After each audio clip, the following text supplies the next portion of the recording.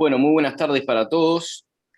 Es un gusto estar aquí presentes en una nueva tarde en este ciclo de charlas que hemos denominado OEA-UCU, Reflexiones sobre la democracia y el derecho interamericano.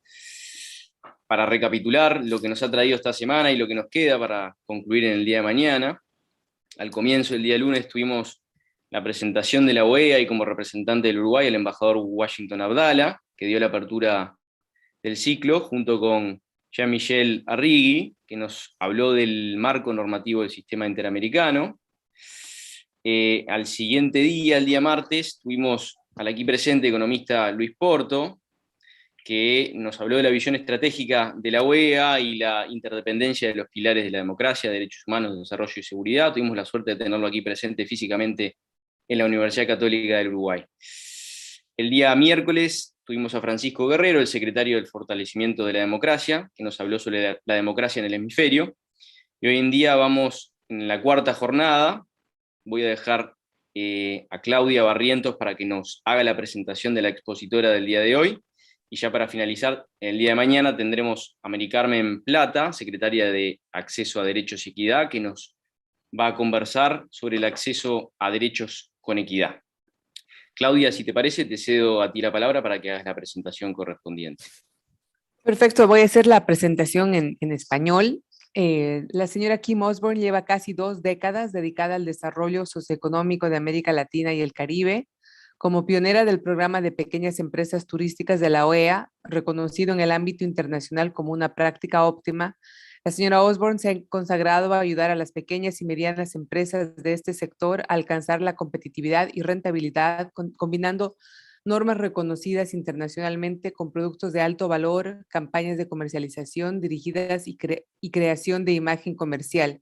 Es coautora del Business Management and Operations Manual for Small Hotels y encabezó un programa de formación y desarrollo de capacidades en turismo en la región. Fue nombrada para fungir como representante de la OEA en Belice entre 2008 y 2011 y como tal se encargó de gestionar los programas y relaciones políticas de la OEA, al tiempo que puso en marcha diversas iniciativas relacionadas con medios de subsistencia sostenibles, desarrollo de capacidades institucionales, formación y certificación en turismo y empoderamiento de la mujer, entre otros. La señora Osborne es miembro fundadora del Center for Community Resource Development, una organización no gubernamental creada para ayudar a las comunidades más desfavorecidas a combatir la pobreza, promoviendo el desarrollo basado en el aprovechamiento de recursos comunitarios. En fechas más recientes, la señora Osborne ocupó el cargo de jefa de la sección de cooperación técnica de la Secretaría Ejecutiva para el Desarrollo Integral, la secretaría que actualmente dirige, pero en su anterior función supervisó los esquemas de cooperación solidaria para el desarrollo de la OEA. La señora Osborne también ha logrado negociar y establecer varios esquemas asociativos con organizaciones internacionales y regionales con la finalidad de promover la labor de la OEA en el continente. Ha sido galardonada en 3 ocasiones por su extraordinario desempeño como empleada de la OEA y en 2016 fue electa como presidenta de la Asociación de Personal.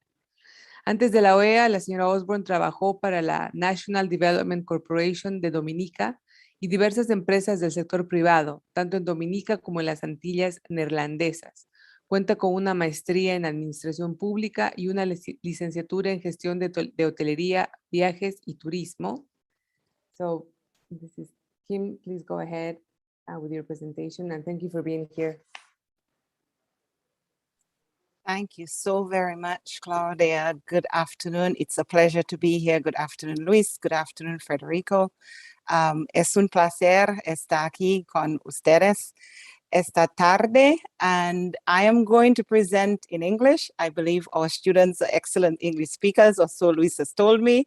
So my presentation will be in English. I think I'll spare all of you my Spanish this afternoon, but I'm very pleased to share with you. I'm going to share my screen so that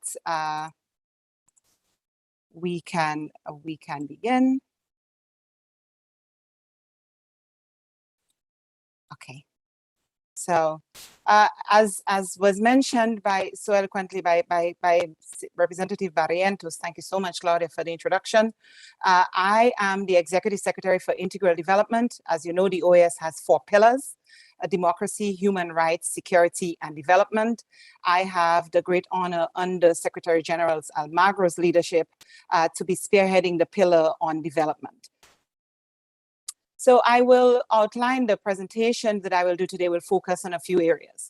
Why integral development as a pillar of the OAS? That is something that usually comes up. What are the comparative advantages of the OAS in integral development? How do we work?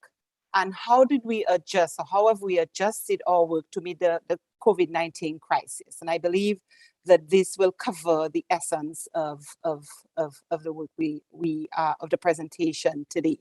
So why integral development? Why does the OAS focus on the issue of integral development when, as you know, so often what the OAS is known for is democracy and human rights, and very little is known, if you will, about what the OAS does in the area of integral development. And so I had hoped for some interaction with the students, and I have put 2 questions, but they will be virtual questions, right? So what comes to mind when you think about integral development? And perhaps we can have a response later on. I will just pause for a little while. Just think of the issue of integral development, and the issue integral is what I will focus on, because our approach is very different from that of many organizations where we look at all of government, all of secretariat approach to the issues of development. And secondly, can there really be democracy, security, and respect for human rights without development? And just ponder those 2 questions as we go along, as we enter into the discussion later on. So let us look at the issue of development and why it is important. Why is it that we need to have this issue addressed in order for us to meet the other areas that the OAS aspires to? So at the base of it, I thought there's no better way to demonstrate this than to illustrate Maslow's hierarchy of needs, right? At the very bottom, you have the physical needs, the need for shelter, warm food, and drink. And that is what development provides. And Maslow said at the base of all fundamental to our existence is the need to satisfy those. So that the issue of development, as it is contemplated within the context of the OAS, treats with the issues of education, of economic development, and ensuring that people have jobs, so labor and employment, on ensuring that businesses are thriving, so that communities can be driven. So we have an integrated approach to this issue of development, which commensurates with meeting the basic needs of the people of our region. And as you go up, if that is met, then we're looking at the issues of peace and security, which is another one of the pillars of the OAS. And then you go up to your social needs, right? Building trust. If I am hungry, if I do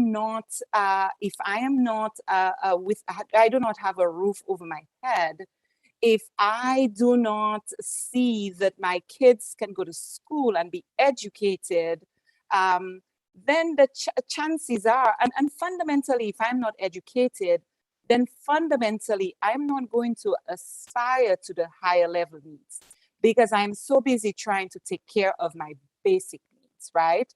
So at the OAS, the idea of taking care of those very basic needs is what the issue of integral development is all about. So if we have the base of the pyramid taken care of, then that base underpins the other important areas of the work of the OAS: security, human rights, and democracy.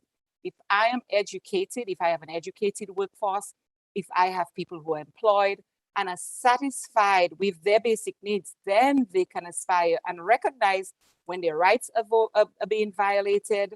They can make educated decisions with regard to democracy, et cetera, et cetera. So this issue of development, we believe it underpins very strongly, very fundamentally the other higher level needs that we are aspiring to on that hierarchy of needs that Maslow so eloquently presented to us so many decades ago.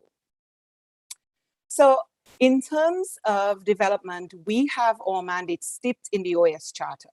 And that is sometimes very surprising to people, where member states, our founders, our member states thought, look, if we do not have that issue addressed, right?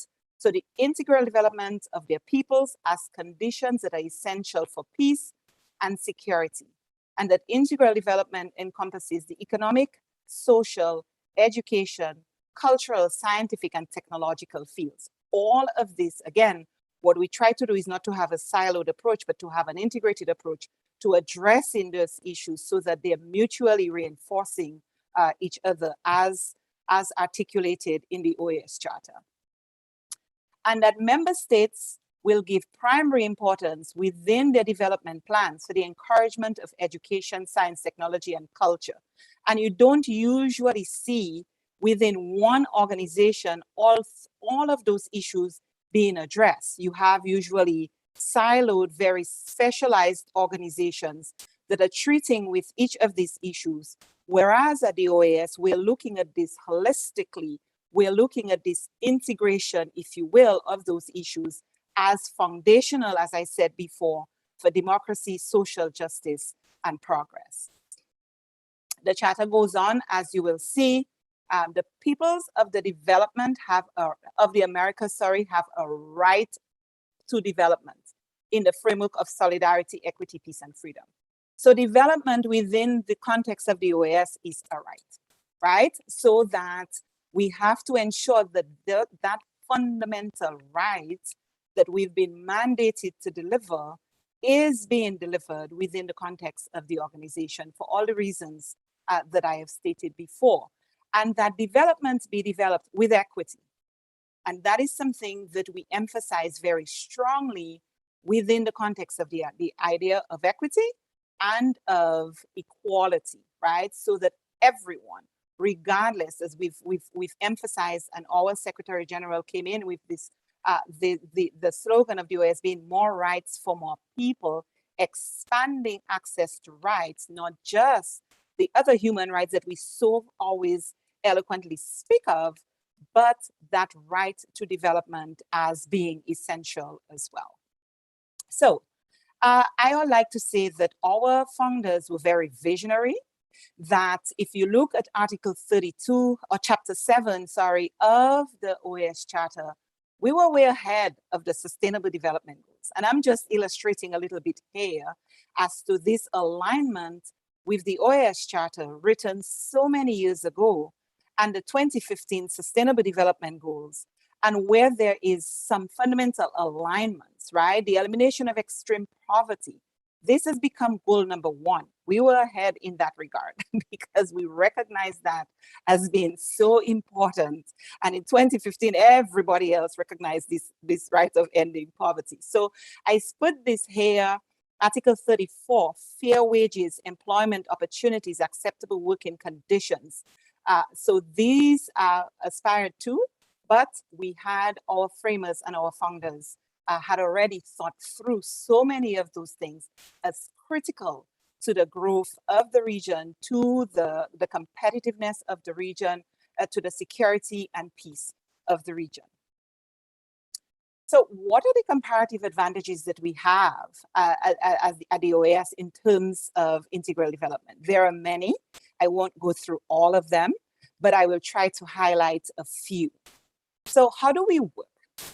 So the OAS, within the context of the Secretariat, there are 2 councils, co-equal bodies, operational bodies. The Permanent Council, which you probably hear a lot of, which is where we treat with all of the political issues, and the Development Council, which the Inter-American Council for Integral Development, which is where we treat with the issues of development. And we like to say the real work happens in CD, right? Where we come in and really tackle the very complex issue of development. How do we do that? Policy dialogue. Policy dialogue is critical to our work. The OAS is an organization built for its members to engage, to discuss, to debate, and to set agendas for the region, to build consensus and set agendas for the region. So within the context of CD, we have 11 ministerial processes on each of the sectors that we work. So there's this policy dialogue, identifying the common challenges, identifying shared approach and a shared responsibility for addressing those challenges. And then the second arm is technical cooperation, development cooperation in all its modalities. Whether we're talking North-South cooperation, meaning cooperation between the more developed countries of our hemisphere, Canada, the US, etc., providing cooperation cooperation opportunities for all other member states, South-South cooperation, and as you probably have already heard, the Latin American and Caribbean region are global leaders in South-South cooperation. We pretty much have been teaching the world how South-South cooperation can and should occur within the context of the Latin American and Caribbean region.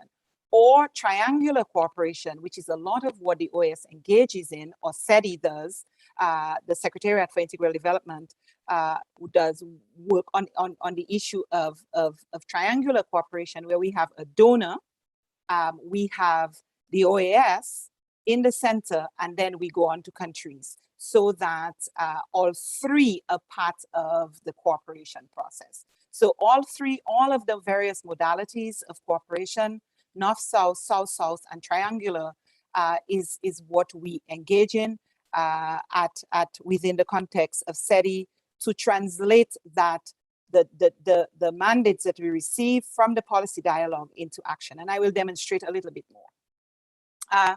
So how do we see ourselves really and truly? And that's kind of an assessment as to what is it that we're doing concretely, and what we like to believe that we do.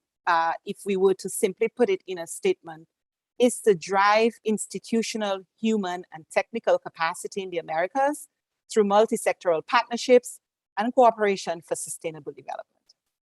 I always say we're not a bank. We don't want to be a bank. Our role is not to be a funding agency.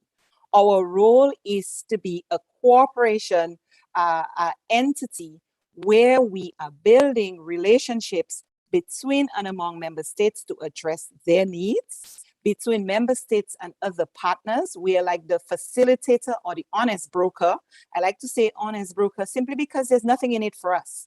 The only thing that we want as an organization is to ensure that our people are thriving, that our people are developing, that our countries are working.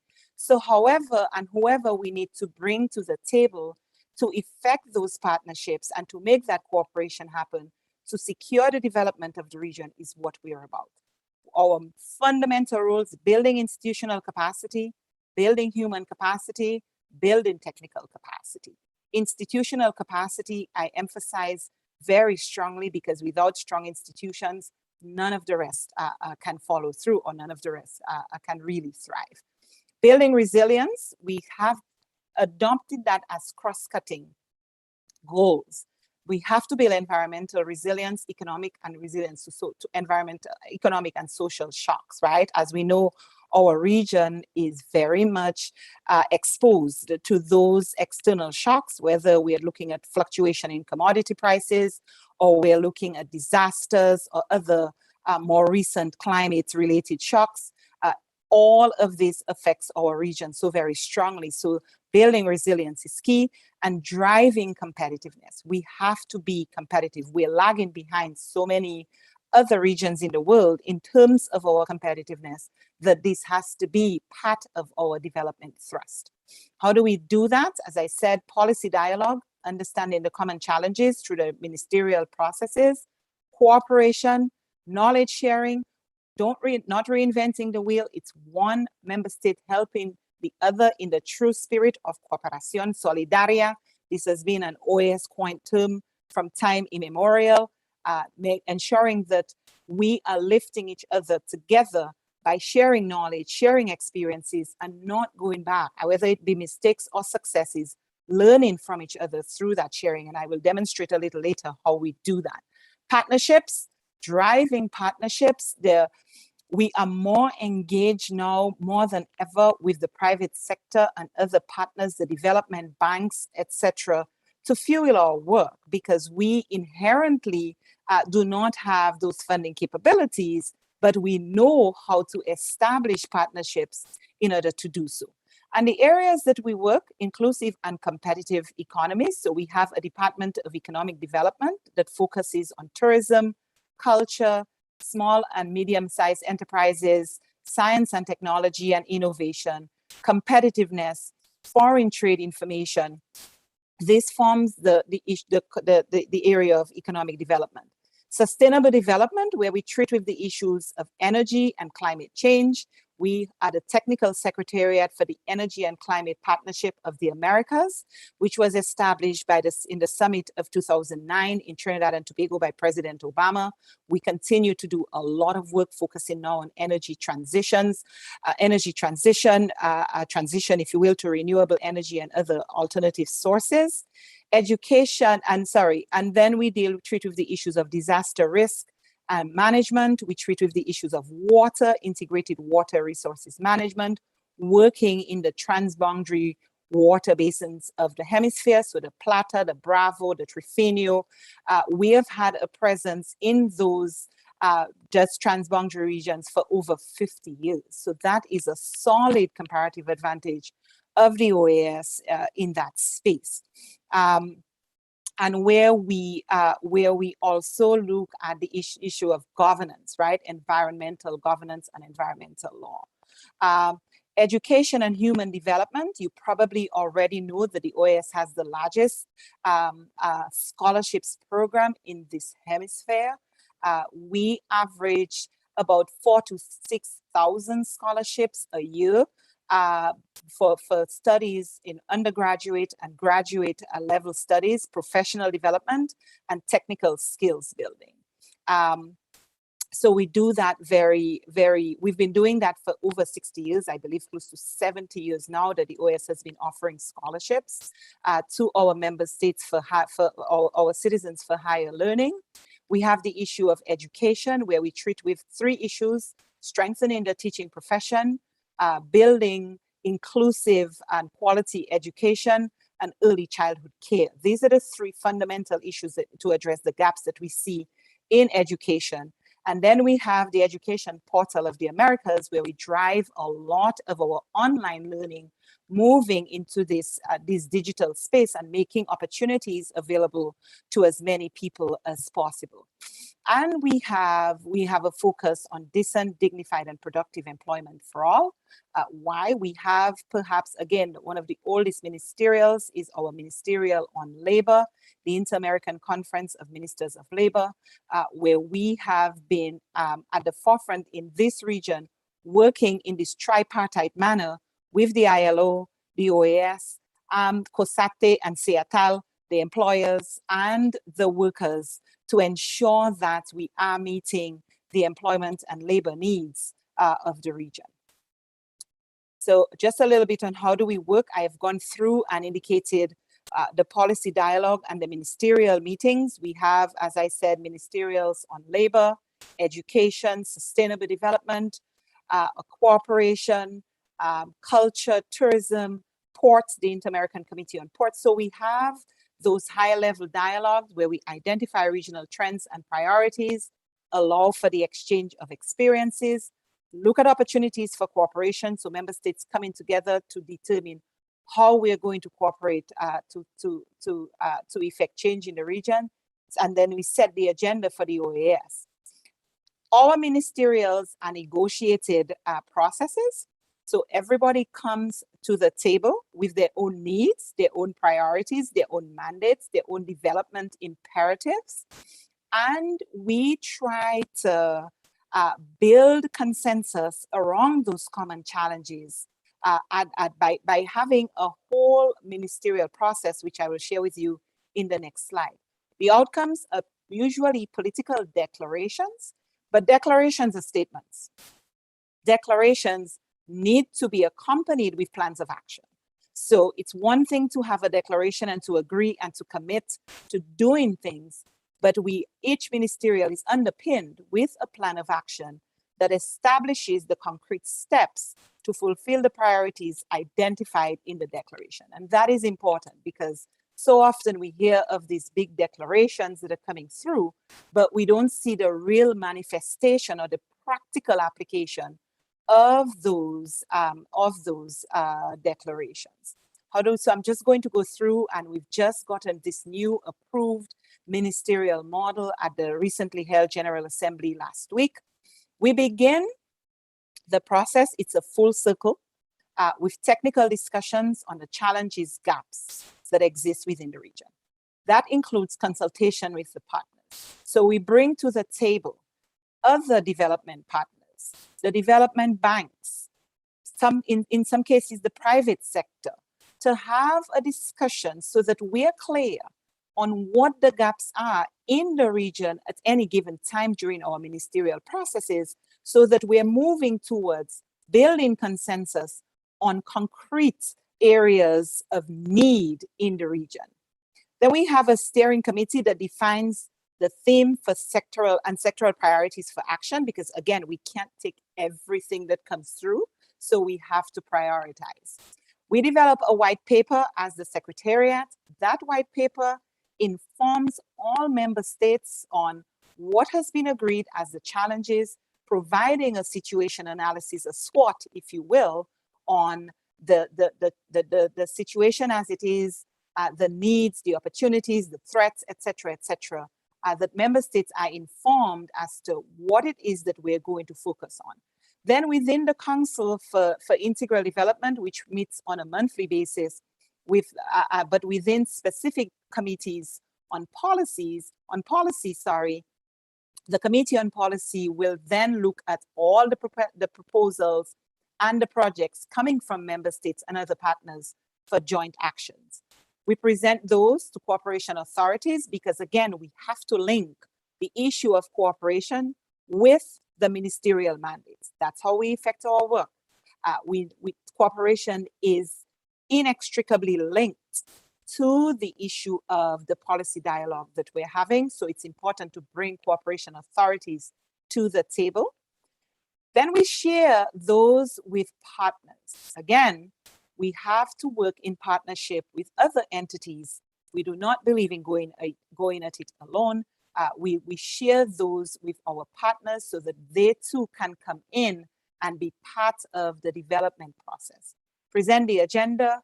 We have a preparatory meeting that is based literally looking at the documents that we're going to be presenting and what is it that member states are committed to. And that's where real dialogue and discussion happens, because as you know, everybody has their own priorities, their issues that are politically sensitive for some, for example, migration.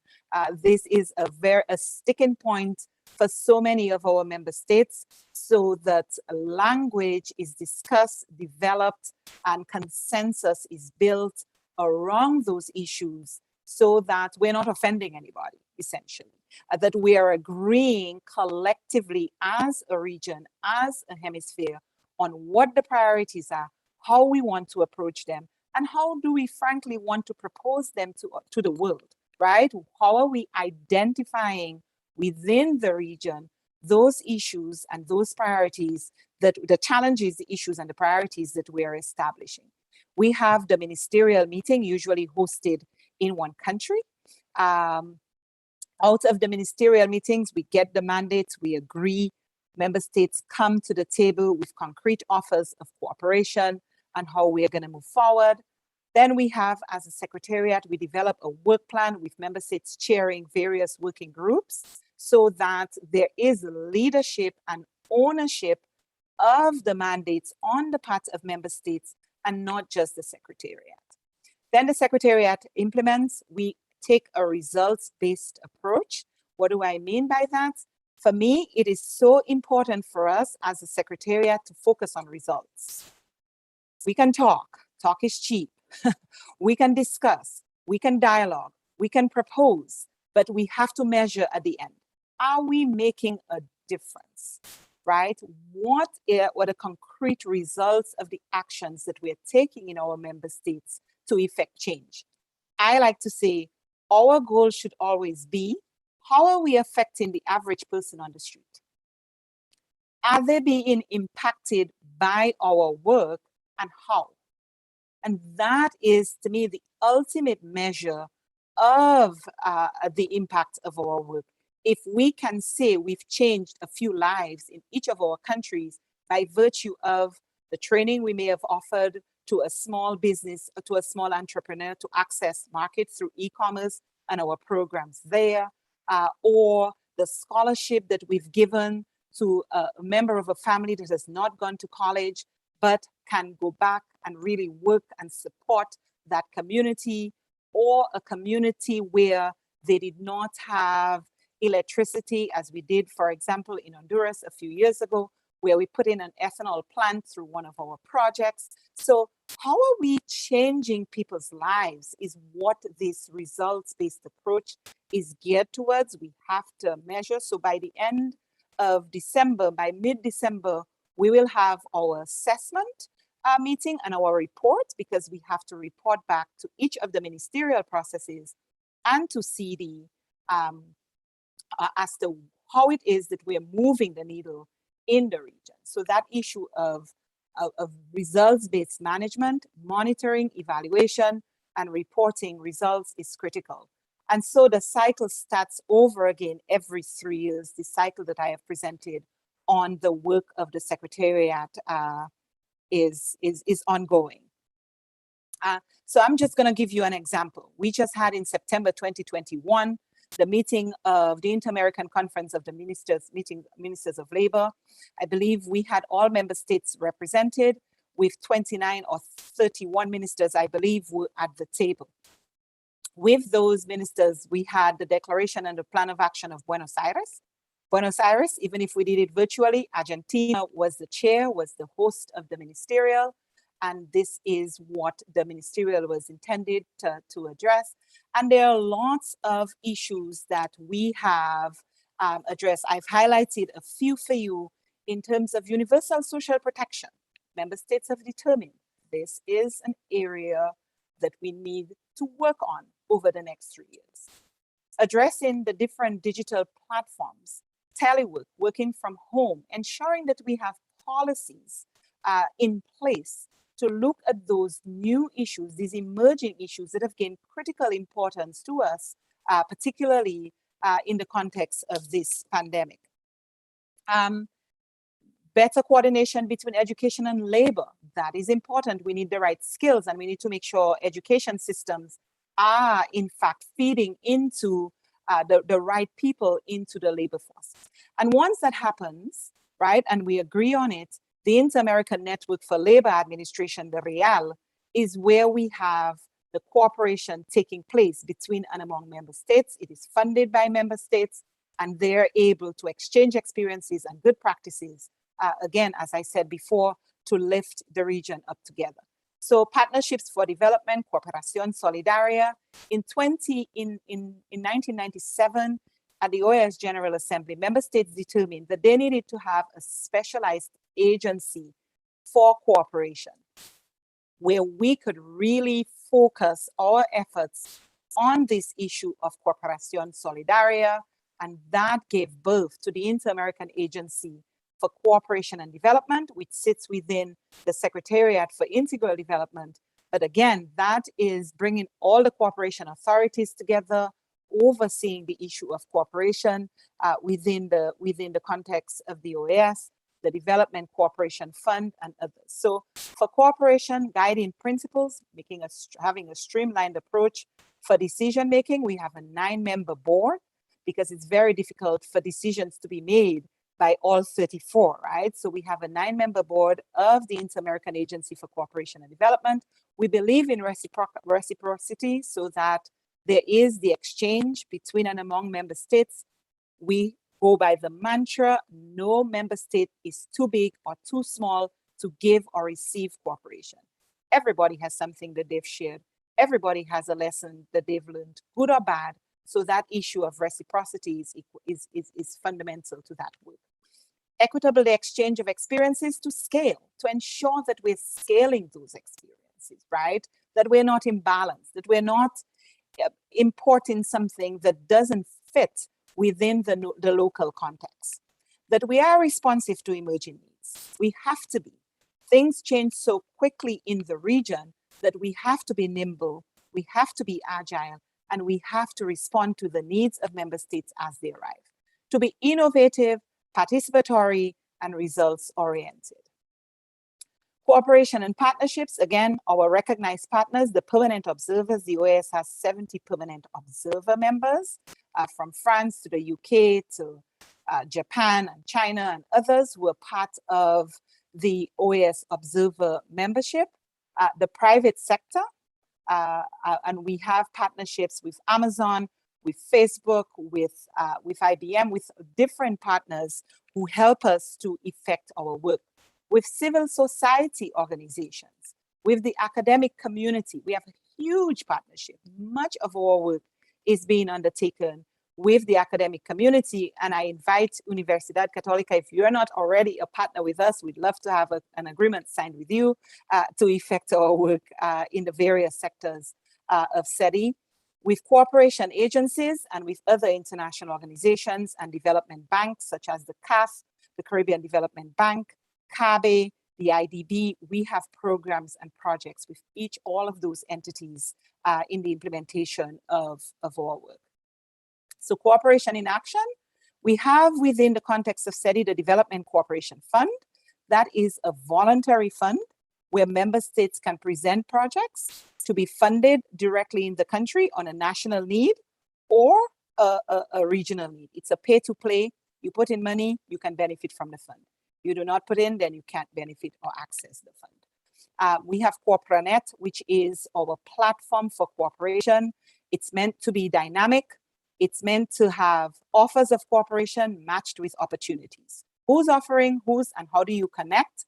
Once you connect, we are prompted at the OAS, at the Secretariat, and then we can facilitate that engagement between the various partners and between the various entities to effect, to realize that cooperation activity.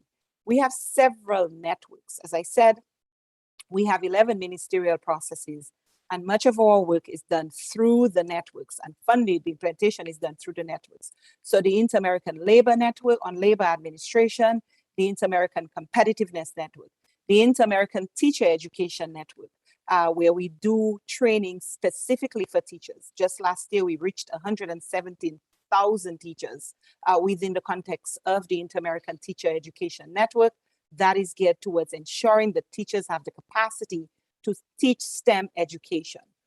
Multi-sectoral partnerships. I say multi-sectoral because we're talking about academia, we're talking about the private sector, we're talking about the multilateral banks, we're talking about civil society, NGOs, foundations, and then we have the OAS scholarships and training program as part of how we effect cooperation. So we do bachelor's, master's, postgraduate, doctoral degrees in many of our member states and beyond. So we have students who are in the UK, we have students outside of the Americas, we have students in Macedonia, we have students in Serbia, China, lots of different places that students are undertaking studies within from the OAS Scholarship Fund, because our observer members also make scholarship opportunities available through the program at the OAS.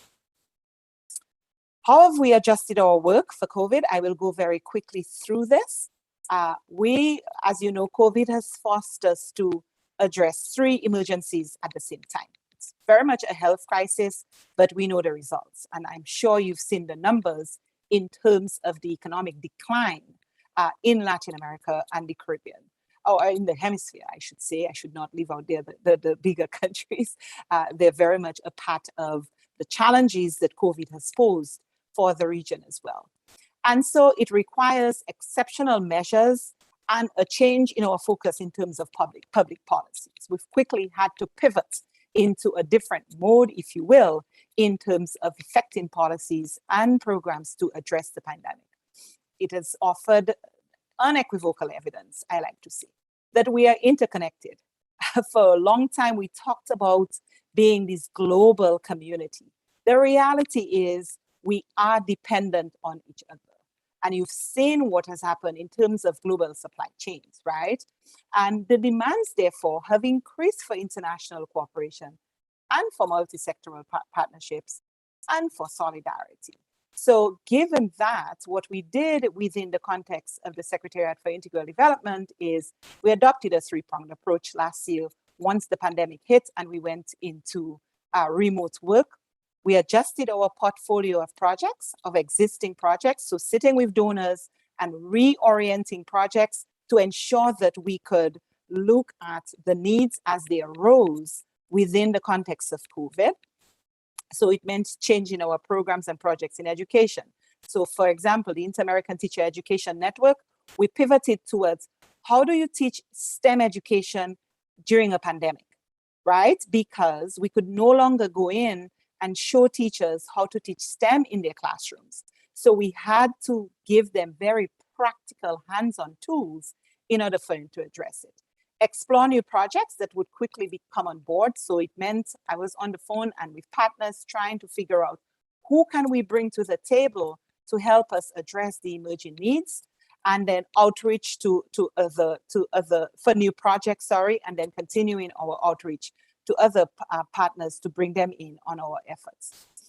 Opportunities, though, I think there's a crisis, but there are also opportunities. We've seen a renewed focus on development. Suddenly we are front and center in the minds of member states because everybody is so concerned with emerging from this crisis, recovering from this crisis in a very tangible way, establishing new partnerships, helping member states in policy reforms. Again, that was at the heart of the discussion of the Ministerial of Labor, right? The new world of work and what that entails. So how do we help to develop those policies that can then impact member states and the work that they're going to do? And that comes with sharing experiences. That comes with, this is what this policy Uruguay has adopted, Chile has adopted.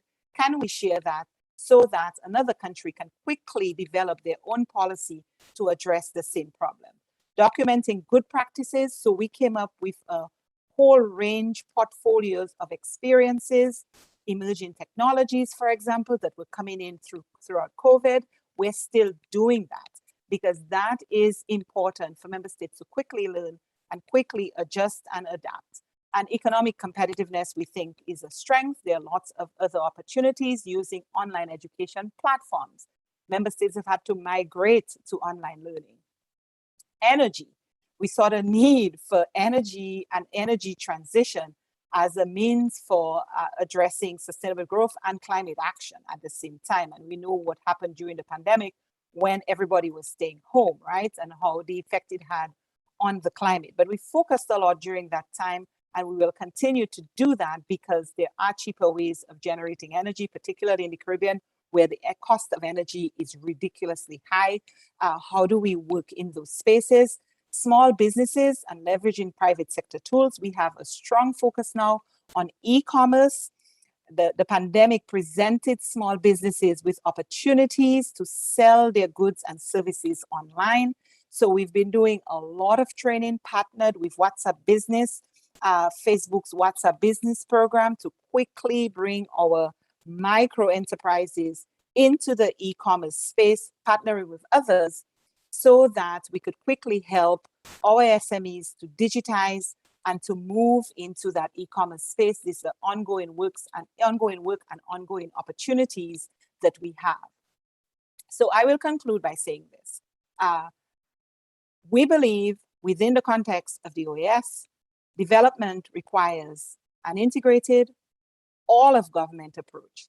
So often what we see in our countries is a siloed approach where the issues of health are treated separately from the issues of education, separate from the issues of sustainable development, separate from the issues of labor and employment.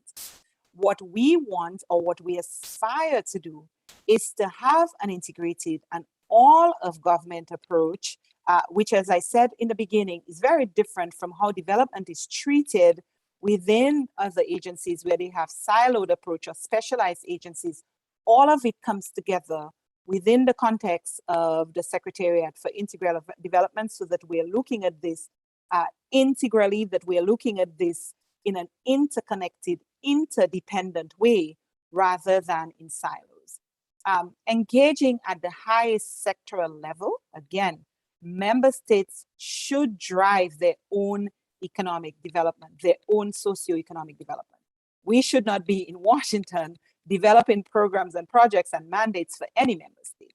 So the idea of bringing member states together at the highest level to build consensus, to ensure that the region is moving forward together, and to emphasize and to work cooperatively and collaboratively is at the heart of what we do within the context of the OAS. And if I may say so myself, I think the OAS does cooperation very well.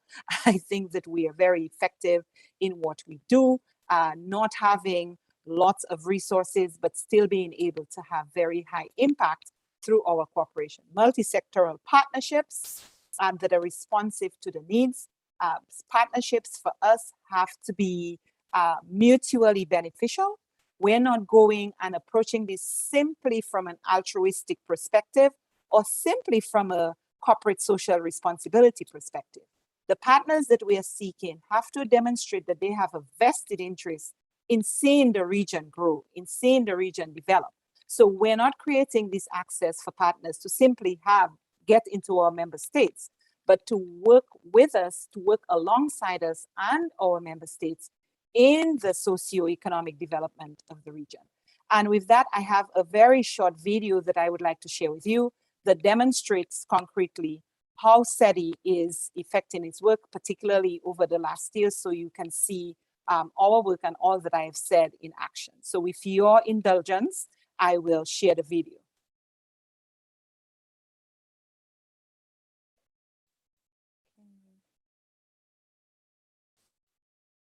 I don't think it's on. There we go. Kim, surely you'll have to share another screen. It's not working, right? Screen. That may be the fault. Okay, it was working before. Maybe you can end presentation and Okay. share the other screen, the Chrome screen, or the one that you use. Let's see. Let's see if I can share this from this.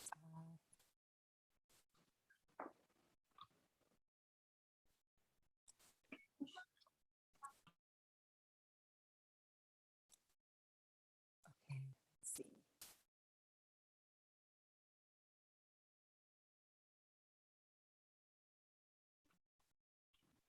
Or maybe you can show me the link, and yes, I'm going to try to do that. The screen with the public. Sorry. It's amazing how things never work when you need them. Okay, let's see. That's technology. Don't. Let's go down and see if I can now share.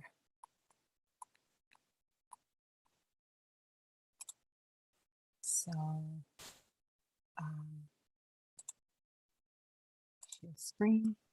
Maybe you can share in the chat here the link. Let's see if I can. Okay, okay. This should work now. Yeah.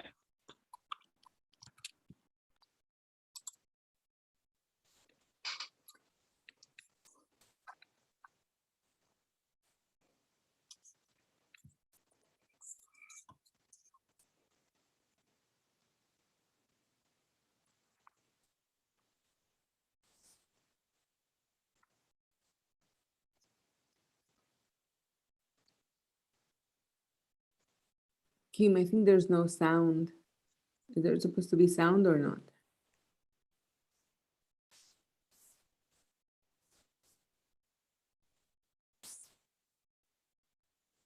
I'm sorry, Claudia, can you not hear? No. Oh, I can.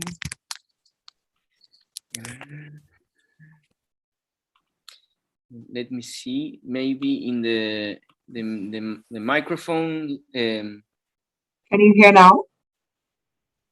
No. In the microphone, maybe you can touch the arrow and select the. Can you hear now? No. I think maybe if you enlarge the screen, you know, like then we, even without sound, you can read the subtitles out there.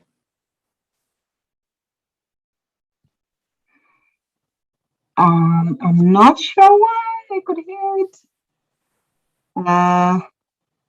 One of those mysteries. Federico, would you like me to share the link with you? Probably. I'm not sure. Yeah. Yeah. Okay. I can try. Let me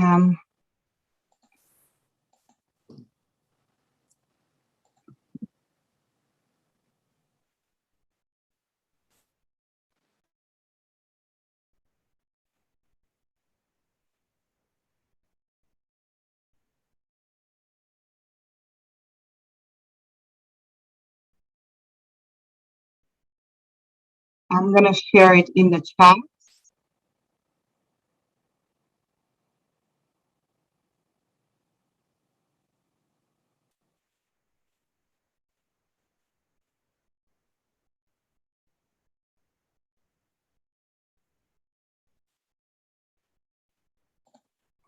Okay, I've shared it with you. That link seems that it does It's not working. work. Okay, I apologize.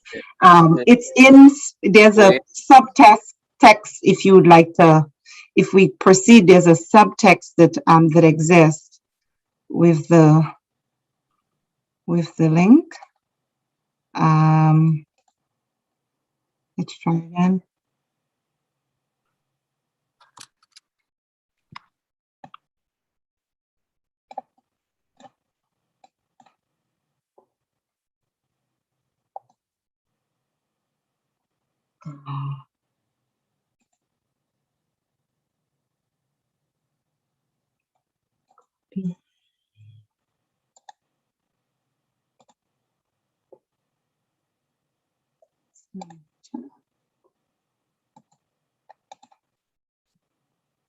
I think it's internal. I think that's what happened. I'm trying again. Can you try this one? See if it works. And authorization is required for me. I'm not. Okay. Yeah, I think it's an internal link. I apologize. Don't worry. It's technology. I apologize. Don't worry, Kim. So I will stop there then, Federico, and take any questions that you may have. The video does have a subtext, so if anybody wants it, I'm happy to share afterwards. Thank you. Okay. Kim, thank you very much for your presentation. Muchas gracias por tu presentación, Kim. Voy a hablar en español y en inglés. I'll talk in Spanish and in English. La encontré muy desafiante y muy interesante tu presentación. I found your presentation very illustrating. I have one question, if you may, and if you allow myself to a very detailed question. In a part of your presentation, you addressed the topic of the universal standards, the Declaration of Buenos Aires of this year, September of this year, no, Kim? Correct. La Declaración de Buenos Aires de este año, de septiembre. Tú hablaste de una suerte de estándares universales, ¿sí? Y creo que eso es un gran desafío que además fortalece el sistema interamericano. So it's a part of a big challenge that strengthens the inter-American system. And the question I want to address is what perspectives or challenges were discussed in this meeting in relation to one topic, the relating to the work in digital platforms, gig economy. One of the topics that it's comparative and very distributed in all our countries. Está presente en todos los países del mundo, naturalmente, y el sistema interamericano particularmente, y es muy actual ese tema. ¿Qué perspectivas, what challenges and perspectives did or were they discussed in that topic? Sure. On the issue, you're speaking specifically to the digital platform and the virtual economy. So one of the two things I would say in terms of challenges, one is in terms of connectivity. We still do not have adequate connectivity within our region, particularly in terms of in our rural areas, right? So the issue of connectivity within the hemisphere is something that still needs to be addressed. You see the issue playing out even in the United States, right? With this new infrastructure bill, the idea is to ensure that people are connected for so many reasons, for education, for work, etc. And then the second one is participation in the virtual economy and the fact that we are still lagging behind, either because we do not have the right skills in order for us to directly engage. So the issue of skilling and reskilling and upskilling is something that we have to address.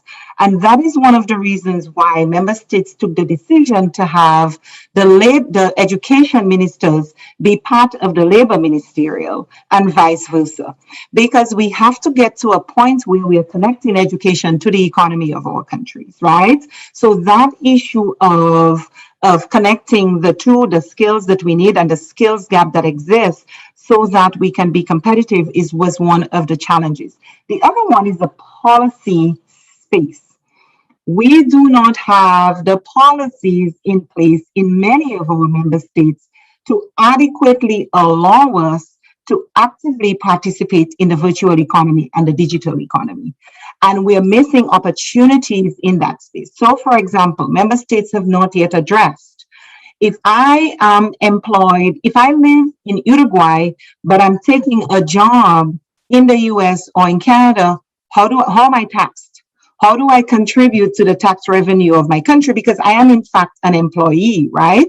And making sure that we have those policy frameworks in place, the regulatory frameworks in place that will treat with the issue of our participation in that virtual economy to allow us to really take advantage of the opportunities that exist. I had a discussion with one of our big partners, Amazon. And that's one of the challenges that they have. We still have very restrictive policies in our countries that does not really allow us to engage in e-commerce. How are we going to do so? How are taxes distributed? How do we treat with all of the issues of shipment, of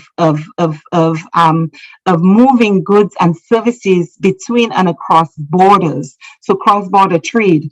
These are some of the issues that emerge, and also, I should say, working across our countries. We don't have a uniform set of rules and regulations relating to that. So these are some of the challenges that they discussed. And what we hope is that in the work plan that we're developing now from the IACML, that this perhaps, I would say, Federico, was one of the most debated issue in the recently held labor ministerial post-COVID. The inadequacies, the opportunities that exist, the opportunities that we can take advantage of, but not having the right policies, not having skilled or trained our people, not having an education system that adequately supports that transition into that virtual space. Thank you very much, Kim. Very interesting, that topic and the discussion involved in that topic. So thank you very much to answering my question.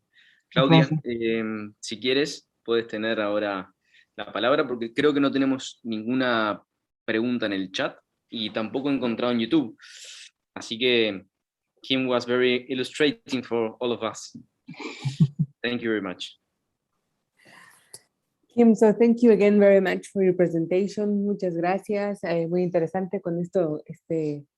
Me parece que, como tú decías, es la Es la parte the least known part of the OAS, what we do, and I think one of the most important things. So I really enjoyed your presentation, also learning about, how you visualize or the focus that you give to the work that you do at SEDI. So very illustrating. So thank you very much for your help, for being here, for your support.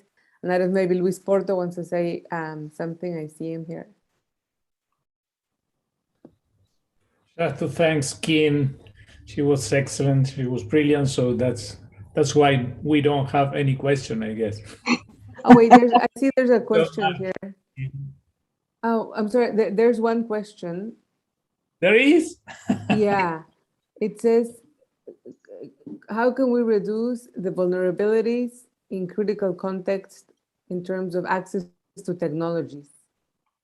Is that clear, Kim? Yes, no, that is the elephant in the room for us in terms of vulnerabilities. Without saying too much, I will tell you that we are in discussion now with some major partners to look at this very critical issue of connectivity and not having that kind of access. We from a policy standpoint, as I said, we will continue to work in that space to help member states to formulate the right policies, but we need to translate them into action, right? And we need to recognize the inherent vulnerabilities that exist within the region, either because for so long we've been in the same mode in terms of our education systems and we've not transitioned, right? We've not moved quickly enough. We've not pivoted enough to recognize the new opportunities that are coming up. We have now, in next week, we've launched in Peru a program called Prospecta Americas. And Prospecta Americas is a foresight platform. And what we're doing there is focusing on the 10 transformative technologies so that member states can identify the trends, identify the opportunities that those technologies present for us as a region, identify the policy imperatives. So it's a partnership between industry, academia, the private sector, and member states to look at the research that is needed, or the trends that are emerging and the opportunities that are coming from artificial intelligence, blockchain technology, quantum computing, so that we can better understand as a region, how do we take advantage of these new emerging technologies? But yes, the issue of access continues to haunt us in the region, and Luis can probably speak a little bit to what we are trying to do in terms of developing a vulnerability index for our member states to better help us to identify our inherent vulnerabilities in the various contexts, social, economic, etc., in the region. But this is ongoing work. It has taken on greater urgency within the post-pandemic. Next week, in the first week of December, we will launch the Youth Academy on Transformative Technologies.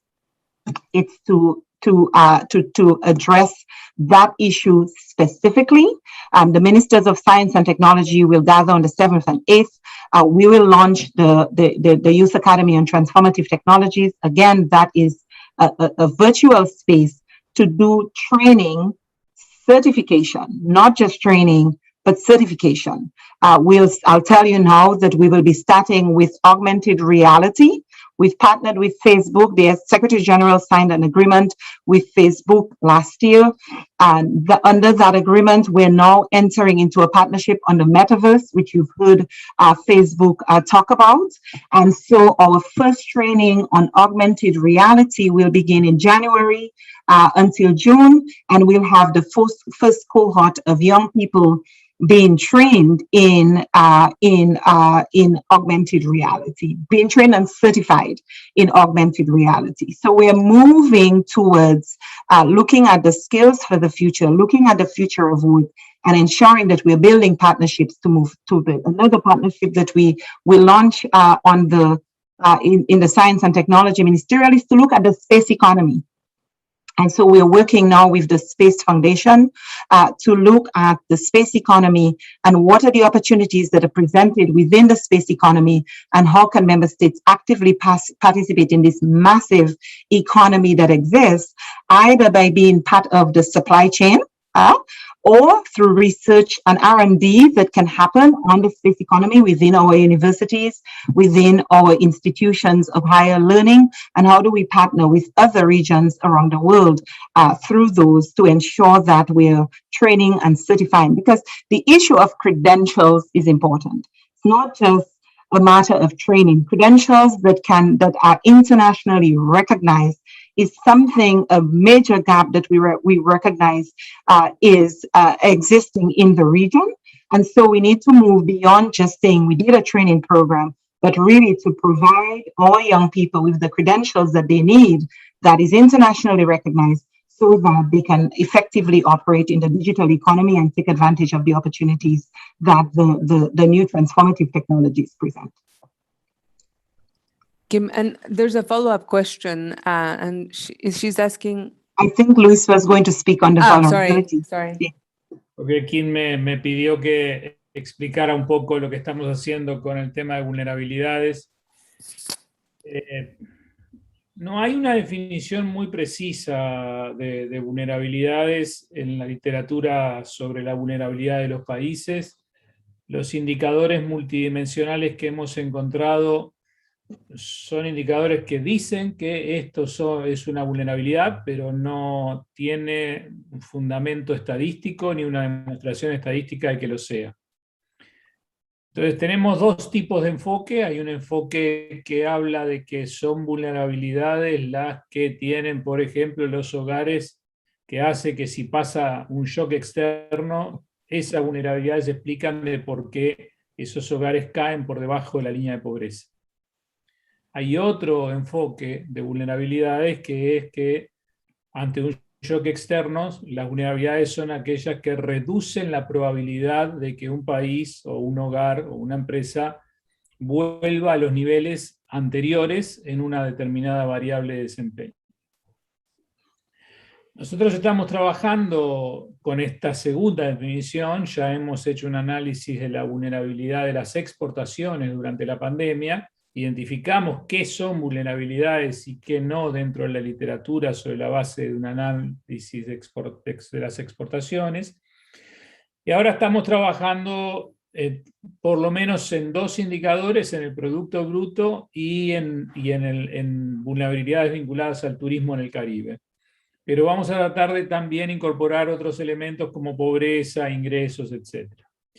Lo que nos está dando hasta ahora con respecto al producto, pero tómenlo con pinzas porque el trabajo no está terminado, es que lo que explica las vulnerabilidades de los países, es decir, lo que reduce la probabilidad de que un país se recupere en términos de producto luego que sufre un shock, hasta ahora, pero no están terminados los trabajos, así que tómenlos con pinzas, son el capital humano, el capital social y la capacidad de innovación. Esos son los tres elementos por los cuales efectivamente trabajar en temas de capacidades tecnológicas con los más vulnerables mejoraría por lo menos dos de esos elementos. Mejoraría capital humano y mejoraría capacidad de innovación para el próximo shock. Es decir, que serían políticas para reducir las vulnerabilidades. Eso con respecto a la pregunta, es todo esto para fundamentar de que la pregunta está muy bien formulada y que efectivamente la capacitación en habilidades tecnológicas a los más vulnerables es particularmente importante según los trabajos que hemos hecho hasta el momento. Sobre esa base, como Kim ya explicó, SEDI tiene muchos programas de cooperación que incorporan la capacitación y las prácticas de las poblaciones tecnológicas a través del exchange, del ACE Exchange, a través de los centros de desarrollo de pequeñas y medianas empresas. Son programas que tienen Pero también la OEA tiene asociaciones con con otras instituciones, como por ejemplo con fundaciones, que hacen también ese tipo de cosas. Por ejemplo, el Trust of Americas tiene un programa de capacitación a los más vulnerables en habilidades tecnológicas, que se llama el Proyecto Poeta, el programa Poeta, que es un programa que desarrolla el Trust, que es una fundación en la cual participa la OEA.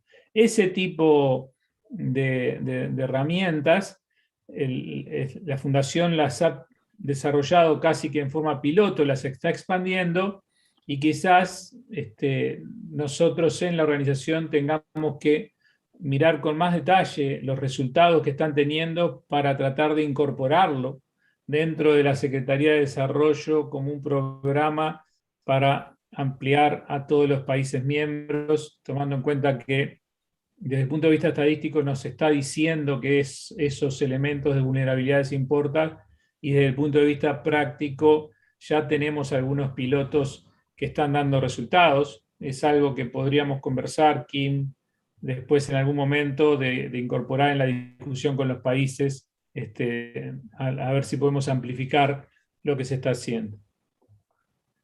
So I'm sorry that we didn't get to see the video, which has more information on our programs. I deliberately did not go into programs because we captured it in the video so well, and I apologize that you didn't get to see that.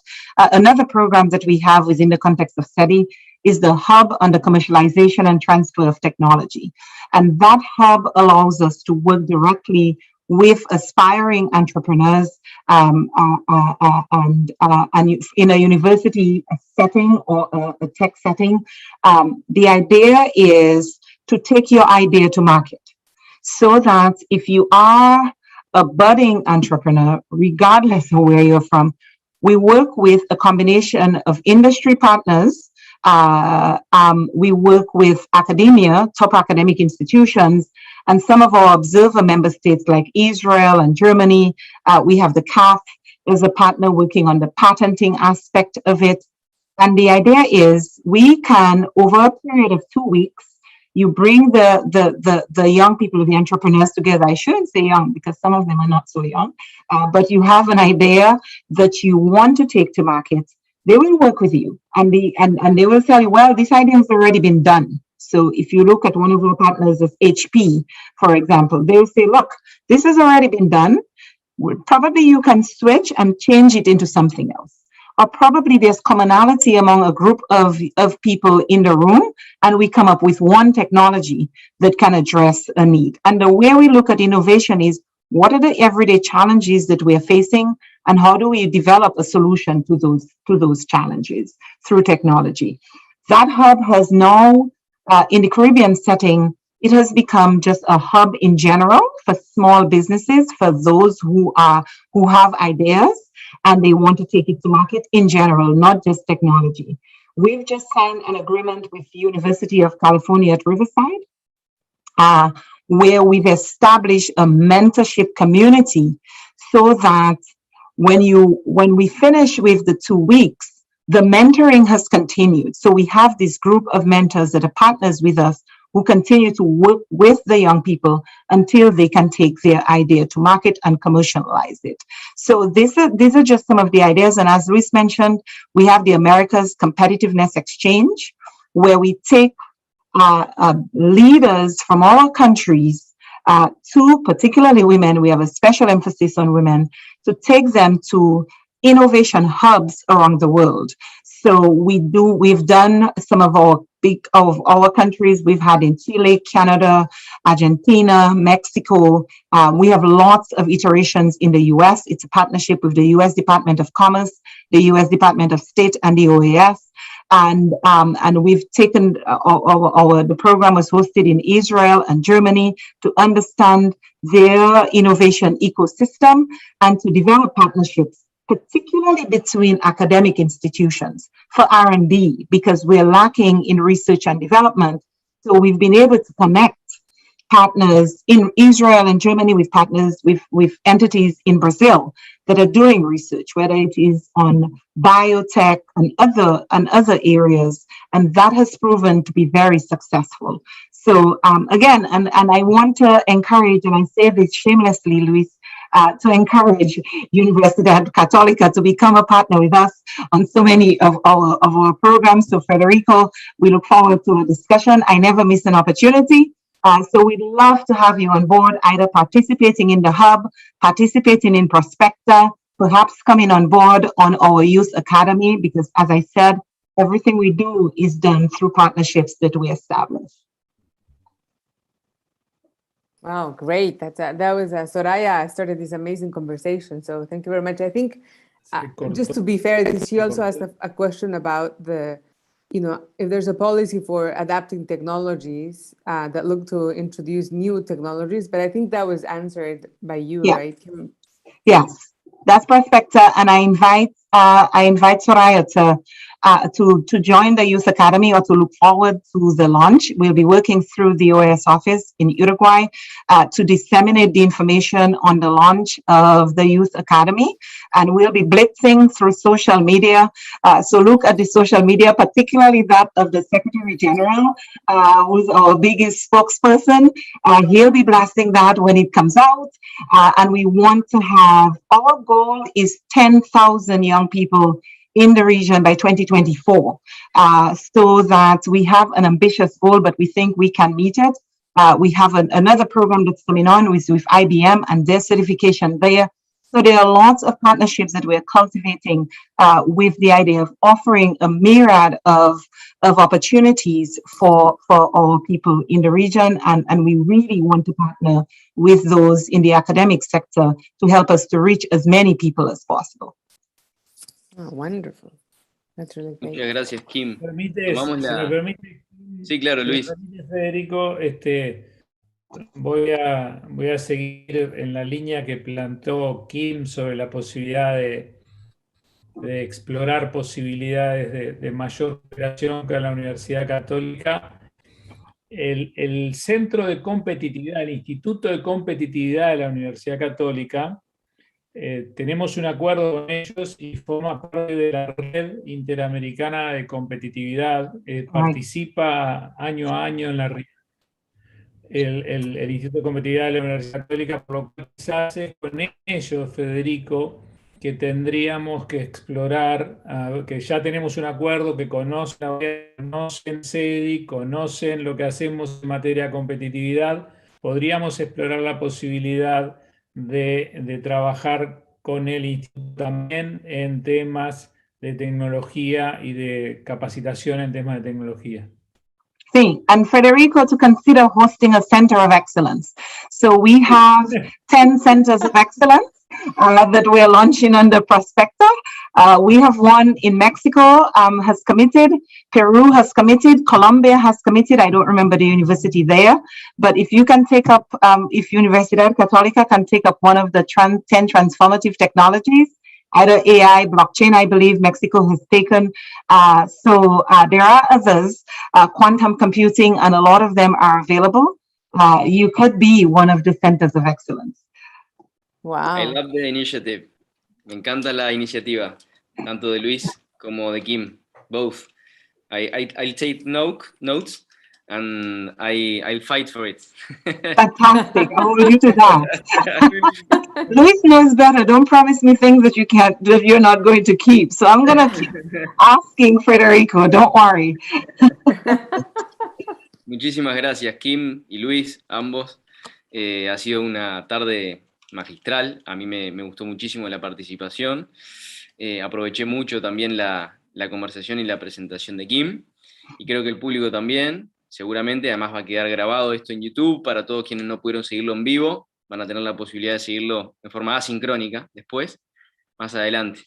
Y también agradecer que concluiremos mañana, porque fue un ciclo muy interesante y seguramente seguirá siendo muy interesante mañana, ya con Mari Carmen Plata, la secretaria de Acceso a Derechos y Equidad, que va a hablar con todos nosotros sobre el acceso a derechos con equidad. Simplemente volver a anunciar esa esa instancia última de mañana. No sé si podremos tener al final la participación del secretario general por temas de agenda, pero ojalá que así sea, sin hacer promesas, pero bueno. En eso estamos. En eso estamos.